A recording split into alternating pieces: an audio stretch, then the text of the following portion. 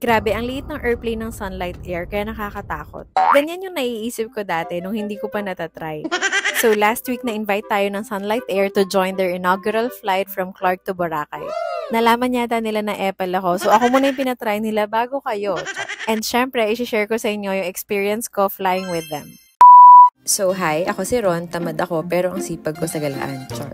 I'm Ron and I'm traveling to heal and nagpo-post ako ng mga travel experiences ko and if gusto mo mapapanood yung ka-OA-yan ko and mga kwento ko, so follow mo ako. Ngayon nyo lang ba nalaman na may Sunlight Air? So Sunlight Air is a domestic boutique airline in the Philippines. Pag boutique airline, madalas yung mga charter flight sila or yung private flight, kaya mas maliit talaga yung mga plane nila. And last month, nag-move na yung Sunlight Air sa Clark International Airport. So, jumoin tayo sa first ever flight nila from Clark to Boracay. So, 1:30 p.m. yung flight. So, 2 hours before, dapat nasa Clark Airport na. Ngayon, pagpasok ng Clark Airport, makikita nyo yung booth dyan. So, ako nagpa-picture muna. And then, nag-check-in lang kami ng bagahe. Yung ticket namin is value. So, merong 10 kg na check-in baggage. If magbubook kayo ng ticket, merong light, value, and priority. So, light, yung walang checked-in. Yung value, 10 kg. Priority is 20 kg. And then, the day before ng flight, may mga text na sila ng reminders and yung link para sa online check-in para mas mabilis. Then, since first flight to, may onting program, namigay sila ng mga merch and snacks din. Tapos, nag-board na kami. And dito pa pala ako magkaka-medal.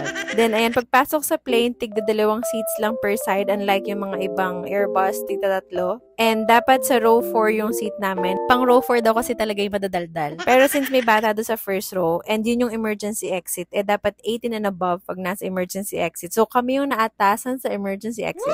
Siyempre, tinanggap ko yung responsibilidad. OA.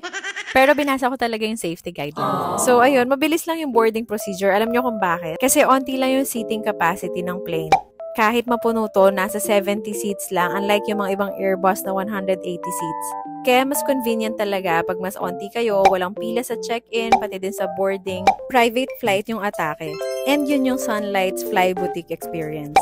By the way, yung hand carry or cabin baggage nyo, medyo maliit yung mga overhead bins. Kaya dapat sundin nyo yung dimensions sa mga naka-mention sa booking itinerary. Pero yung maleta kong yan, ayan, nagkasya naman. Basta nauna lang pinasok yung handle, hindi yung gulong. So, try nyo yon.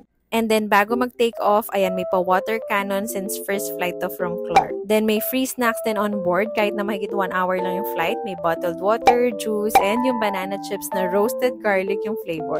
Actually, nagustuhan ko yan. Ang sarap. Ang sweet and savory. And meron din ibang snacks na for sale. Ito yung menu. Then for me, okay naman yung flight. Comfortable, hindi nakakatakot. Same feels lang ng bigger planes.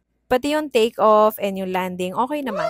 And then, ayun na nga, nagland na kami sa Katiklan Airport. Sinalupong din kami ng water cannon kasi tradition pala yon. And then, ang cute bumaba ng plane. 5 steps lang yung hagdan, so parang private plane.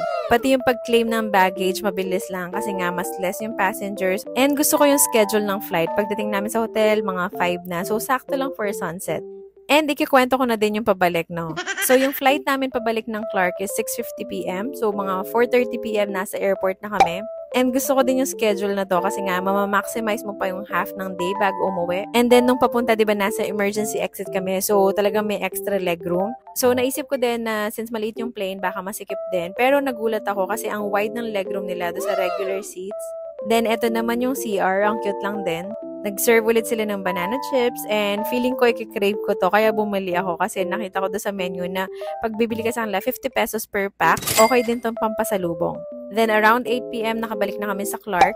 So to be honest, nowadays alam naman natin na yung time yung pinaka-importante. Yung konting difference sa presyo para mas convenient and hassle-free, worth it talaga. Kaya naman personally, first choice ko na yung Sunlight Air sa mga domestic flights. May flight sila to Boracay, CDO, Cebu, Coron, Iloilo, San Vicente, and Siargao. So to book, mag-book lang kayo sa website nila, sunlightair.ph. May mga promo fares din sila. Pagka uwi ko nga ng Pampanga, may sale kagad sila na 5-5 sale. So 55 pesos yung base fare. And kita nyo naman yung round trip Clark to Boracay, nasa 1,500 lang.